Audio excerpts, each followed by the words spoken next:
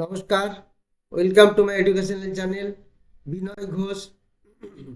আপনাদের সঙ্গে আজ আমি একটু ইনকাম ট্যাক্স নিয়ে আলোচনা করব। সেটা কিসের উপর ইনকাম ট্যাক্স? এই যে আমরা শেয়ার মার্কেট থেকে ইনকাম করছি, সেই ইনকামটা কিভাবে ফরওয়ার্ড হচ্ছে এবং কিভাবে গভর্নমেন্ট ট্যাক্স কাটছে, বা আমরা কিভাবে সেই শেয়ার মার্কেটের যে প্রফিট আর্ন করছি তার থেকে ট্যাক্স দেবো, সেগুলির সম্বন্ধে আমাদের একটু বিস্তারিত জানতে হবে। প্রথমে আমরা যেটা জানবো সেটা হচ্ছে, এখানে ফার্স্ট হচ্ছে short term capital gain. Short term capital gain এটা কীরকম? শর্ট টার্ম ক্যাপিটাল গেন হলো, যদি আপনি কোনো শেয়ার 1 বছরের মধ্যে বিক্রি করে দেন, সেটাকে বলবো আমরা শর্ট টার্ম ক্যাপিটাল গেন। অর্থাৎ শর্ট টার্ম ক্যাপিটাল গেনে আপনার প্রফিট হলে সেটার একটা আলাদা ট্রিটমেন্ট হবে। এরপরে আসি long term capital gain. Long term মানে আপনার শেয়ারটা যদি মোর দ্যান 1 ইয়ার ধরা থাকে, 1 বছরের উপরে, তারপর যদি আপনি বিক্রি করেন, তারপর যদি আপনার প্রফিট হয়, তাহলে সেটাকে বলবো আমরা লং টার্ম ক্যাপিটাল গেন। তার অর্থাৎ শর্ট টার্ম ক্যাপিটাল গেনে একরকম ট্যাক্স হবে, আবার লং টার্ম ক্যাপিটাল গেনে আরেক রকমের ট্যাক্স হবে। এরপর আসি, আগে গভর্নমেন্ট ডিভিডেন্ডের উপর ট্যাক্স নিত না, এখন ডিভিডেন্ডকেও ট্যাক্সের আওতায় ফেলে দিয়েছে, মানে ট্যাক্সেশন অন ডিভিডেন্ড এটিও একটি পার্ট। আচ্ছা, এরপরে হচ্ছে ইন্ট্রাডে ট্রেডিং থেকে যদি প্রফিট আসে, সেটা একটা পার্ট, তার একটা আলাদা ট্যাক্স দিতে হয়।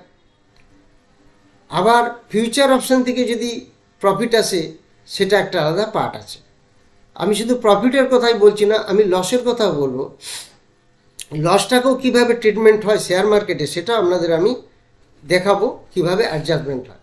সব থেকে যেটা আমি লাস্টে দেখাবো বা মাঝখানে আমি বলতে পারি, আমরা যদি 2 লাখ টাকা প্রফিট করি শেয়ার মার্কেটে, আমাদের কিন্তু কোনো ট্যাক্স দিতে হবে না। সেই ম্যানিপুলেশনটা আমি আপনাদের শিখিয়ে দিচ্ছি। 2 লাখ টাকা প্রফিট আমরা কিভাবে ম্যানিপুলেট করব, কোনো ট্যাক্স দিতে হবে না, সেটা আমি আপনাদের আজকে শেখাবো। তাহলে চলুন, প্রথমে হলো short term capital gain. Short term capital gain মানে 1 বছরের মধ্যে যেটা বিক্রি হয়ে যাবে যে শেয়ার, সেটা হবে শর্ট টার্ম ক্যাপিটাল গেন। এবার লং টার্ম ক্যাপিটাল গেন আমি বলে দিয়েছি মোর দ্যান 1 ইয়ার। তাহলে শর্ট টার্ম ক্যাপিটাল গেনের যা ট্যাক্স লাগে, তার থেকে লং টার্ম ক্যাপিটাল গেনের ট্যাক্স কম লাগবে। লং টার্ম ক্যাপিটাল গেনের ট্যাক্স লাগবে 10%, আর শর্ট টার্ম গেনে লাগবে 15%, অর্থাৎ শর্ট টার্মে বেশি লাগছে। ট্যাক্স অন ডিভিডেন্ড, এই ট্যাক্স অন ডিভিডেন্ড আবার পরবর্তীকালে অ্যাডজাস্ট করা যায়, তার উপরেও ট্যাক্স লাগে। আমি সেগুলি ধীরে ধীরে বলছি। ইন্ট্রাডে প্রফিট করলে, হ্যাঁ, এটি একটি বড় ব্যাপার। ইন্ট্রাডে প্রফিট মানে কি, কীভাবে আমরা ইন্ট্রাডে করি? এটা ইন্ট্রাডে করার জন্য তো মানুষ খুব ব্যস্ত হয়ে যায়, কিন্তু তারা জানে না এর কতটা পরিমাণ ট্যাক্স লাগে, সেটা আপনাদের আমি এখন জানাচ্ছি। ইন্ট্রাডে করলে that is speculative profit. Speculative profit, আজকেই আপনি কিনে বেচছেন, that is also speculative profit. আবার এটা এইভাবেই হয়, প্রথমে বেচলেন, তারপরে কিনলাম, যেটাকে আমরা বলি শর্ট সেল, অর্থাৎ বেচে এটাকে কেনা যায়, সেটাকে আমরা শর্ট সেল বলি। সেইভাবেও কিন্তু প্রফিট বুক হয়। তাহলে একটা ইন্ট্রাডে হয়, প্রথমে বাই তারপরে সেল, আবার কি হয়, পরে সেল প্রথমে বাই, এইভাবেও করা যায়। তো এই ইন্ট্রাডে সেল করে আমরা যে প্রফিট করি প্রত্যেক দিন, সেটা কিন্তু 30% ট্যাক্স দিতে হয়। এটি কিন্তু আপনাদের মনে রাখতে হবে। 30% ট্যাক্স লাগে। আমরা তো খুব ইন্ট্রাডে প্রফিট করবো বলে এগিয়ে যাই। অতএব ইন্ট্রাডে প্রফিট করলে 30% প্রফিট এর ট্যাক্স আপনাকে দিতে হবে প্রফিটের উপর। বেশ, এবার ফিউচার অপশান। ফিউচার অপশান তো আমরা জানি, এটা একটা ফিউচার অপশানে যা প্রফিট হবে, এটা কিন্তু অ্যাজ ইউজুয়াল বিজনেসের মতো ট্রিটমেন্ট হবে। বিজনেসে যেভাবে আপনার স্ল্যাব থাকে, বিজনেসে যেভাবে আপনি ট্যাক্স পে করেন, ঠিক ফিউচার অপশানও তাই, কিন্তু আপনাকে ট্যাক্স পে করতে হবে। তবে মনে রাখতে হবে, future and option also is a speculative trade. এরও আপনাকে ভালো ট্যাক্স দিতে হয়। সেটা কীরকম? ফিউচার অপশানে যদি আপনি ট্রেড করেন, সেই ট্রেডে আপনার যা প্রফিট হয় ট্যাক্স হবে, এবার আরেকটা জিনিস আমি বলে রাখি, যদি আপনার ইন্ট্রাডে প্রফিট থেকে লস হয় বা ফিউচার অপশন থেকে লস হয়, at the end of the year calculation করে ধরুন আপনার প্রফিট হলো 1,00,000, লস হলো 2,00,000, তাহলে আপনার কি হবে? এই 1,00,000 টাকা এক্সট্রা লস, প্রফিট 1,00,000, লস 2,00,000, তাহলে আপনার এক্সট্রা 1,00,000 লস হয়ে গেল। এই লসটা আপনার ক্যারি ফরওয়ার্ড হয়ে যাবে। If it is comes from intraday trading or short term, তাহলে আপনার এটা ইকুইটি থেকে যদি হয়, অর্থাৎ ফ্রম ইকুইটি মার্কেট, তাহলে এটা 4 ইয়ার্স ক্যারি ফরওয়ার্ড করা যায়। আমায় ক্লিয়ার?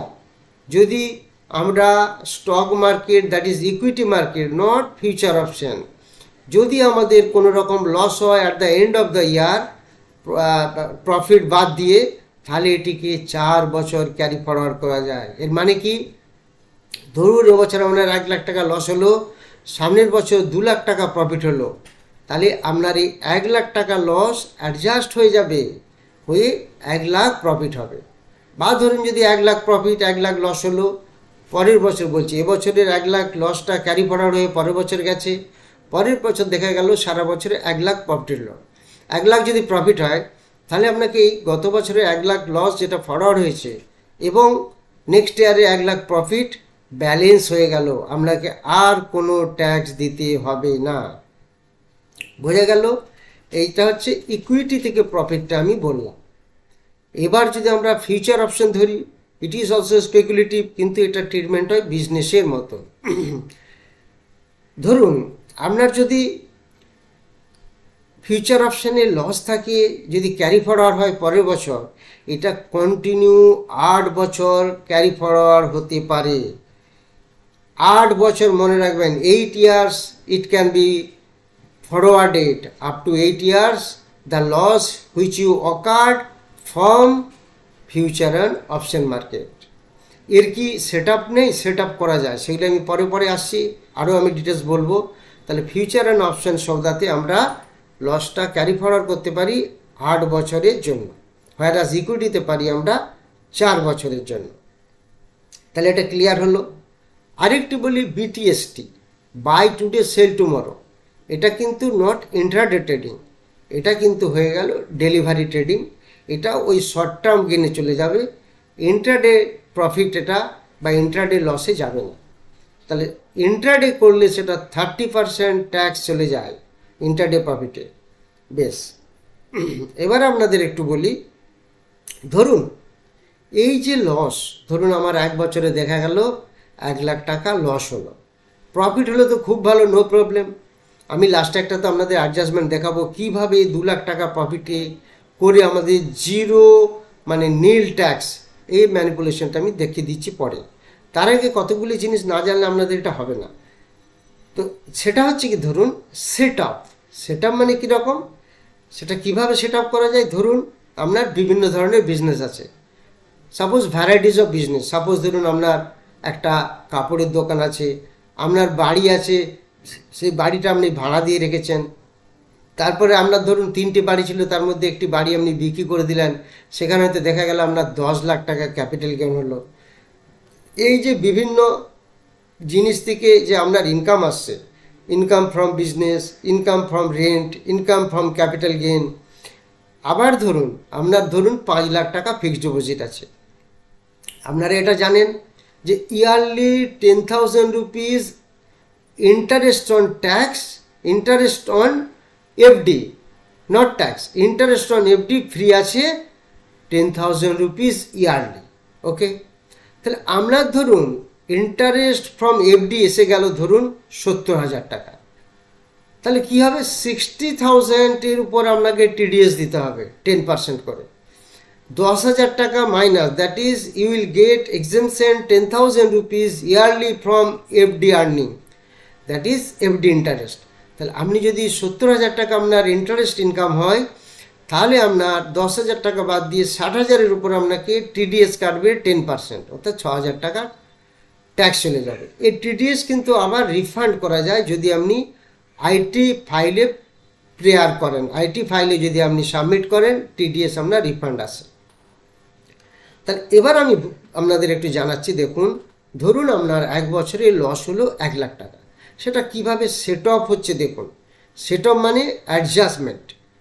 ধরুন আপনার রেন্ট থেকে আসলো 20,000 টাকা, ক্যাপিটাল গেন থেকে এসেছে ধরুন 70,000 টাকা, অন্য কোনো বিজনেস থেকে ধরুন সেল করে এলো আরও 10,000 টাকা। যদি এইভাবে এফডির উপর ধরুন একটা ইনকাম আসছে, সেটা ধরা যাবে, কিন্তু ইনকাম ফ্রম স্যালারিটা ধরা যাবে না। তা যে ইনকামগুলি বাকি আদার্স পার্ট থেকে আসছে, বিজনেস বলুন, রেন্ট বলুন, ক্যাপিটাল গেন থেকে বলুন, এফডির উপর বলুন, ইনকাম ফ্রম আদার বিজনেস, যাই হোক না কেন, সেইগুলি আপনার টোটাল করে যা হবে, সেটা যদি ধরুন 1 লাখ সারা বছরে যদি আপনার লস থাকে, এইটা কিন্তু আপনাকে গভর্নমেন্ট অ্যাডজাস্টমেন্ট করার জন্য দিচ্ছে। এই অ্যাডজাস্টমেন্ট করে যদি ধরুন 80,000 টাকা অ্যাডজাস্টমেন্ট হয়ে যায়, তাহলে আপনার 20,000 লস অকার করে গেল, স্টে করে গেল। এই 20,000 loss can be forwarded to next years. Clear হয়েছে আশা করি? Very good. তো চলুন, সেট আপের ব্যাপারটা আমরা একটা মোটামুটি একটা বুঝতে পারলাম। এবার আপনাদের বলি যে ট্যাক্স রেটটা আপনারা কিছুটা অবগত হয়েছেন। যদি ইন্ট্রাডে প্রফিট হয়, আমি আবার একবার বলে দিচ্ছি, ইন্ট্রাডে প্রফিট হলে 30% ডাইরেক্ট কাটা যায়। আর যদি শর্ট টার্ম প্রফিট হয়, দ্যাট ইজ শর্ট টার্ম ক্যাপিটালগুলো হয় 15% কাটবে। আর যদি লং টার্ম হয় মোর দ্যান 1 ইয়ার, সেখানে 10% কাটা যাবে। এগুলি ফলো করুন। তাহলে আপনাদের একটা ট্যাক্সের স্ল্যাবটা বুঝালাম, শেয়ার মার্কেট থেকে কিভাবে আমাদের ইন্টারেস্ট আসে, গেন হয়, সেগুলি বোঝালাম। এবার আপনাদের আমি যেটা বোঝাবো, ক্যারি ফরওয়ার্ডটাও বুঝিয়ে দিলাম, 4 বছর এবং 8 বছর। এবার দেখুন, আমি আপনাদের যেটা আর একটু দেখাবো, কিভাবে আমরা একটা 2 লাখ টাকা ইনকাম করে আমরা কোনো ট্যাক্স দেব না। হিসাব মতো 2 লাখ টাকার উপর কত ট্যাক্স হয়? 2 লাখ টাকার উপর 10% ধরলে 20,000 ট্যাক্স হয়। তো দেখুন আমরা সেটা কিভাবে এটাকে এক্সেমশন করে নিচ্ছি, তার একটা ট্যাকটিক্স আপনাদের শিখিয়ে দিই। ধরুন আপনি একটা পার্টিকুলার কোনো শেয়ার এবিসি লিমিটেড, ওখানে আপনি 10 লাখ টাকা ইনভেস্ট করে রেখেছেন এবিসি লিমিটেডে। আপনার টার্গেট আছে 2 ইয়ার্স।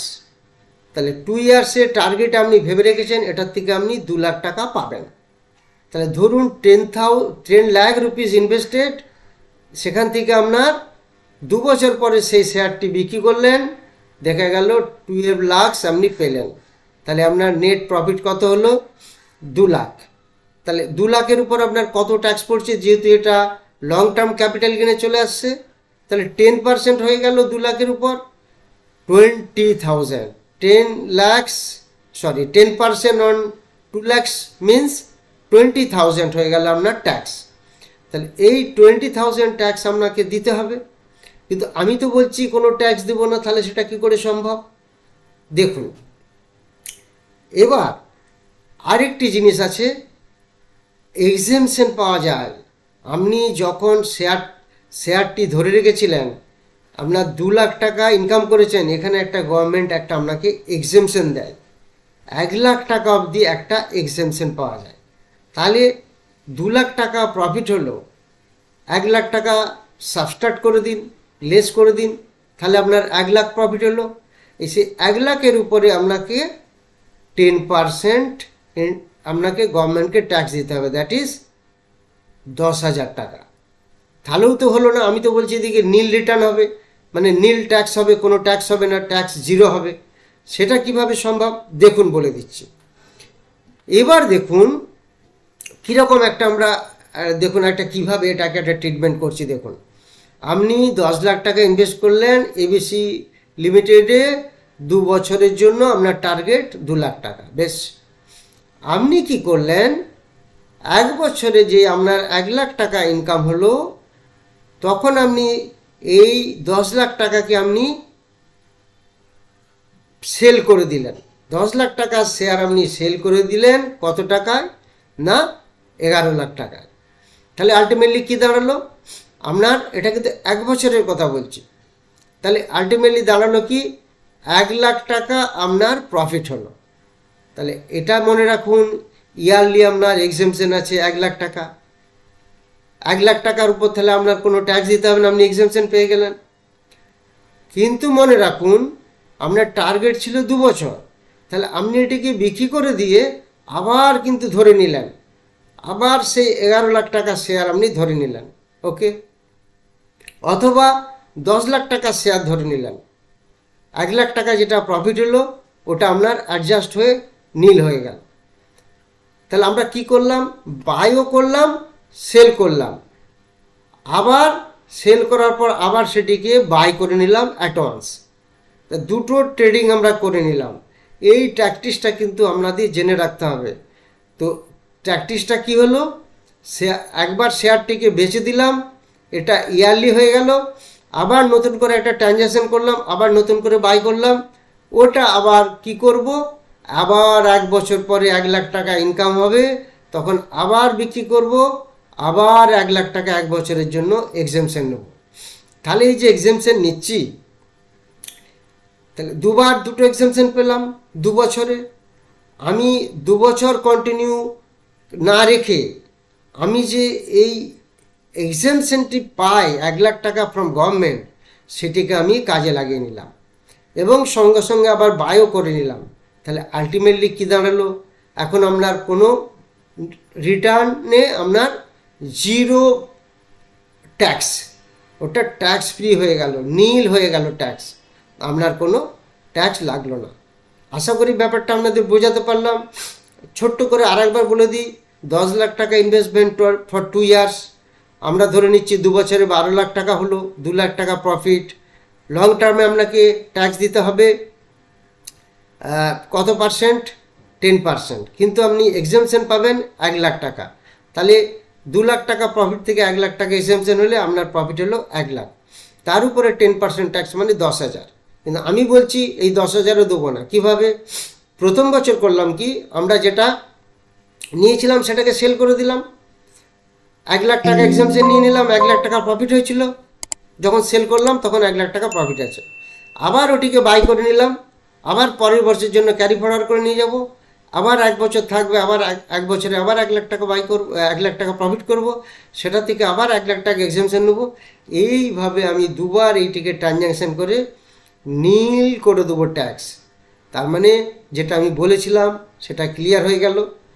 এইভাবে আমরা এই জিনিসটিকে সাজিয়ে নেব। আপনাদের জিনিসটি সুন্দর করে বোঝালাম, বিউটিফুল, নিশ্চয়ই বুঝতে পেরেছেন।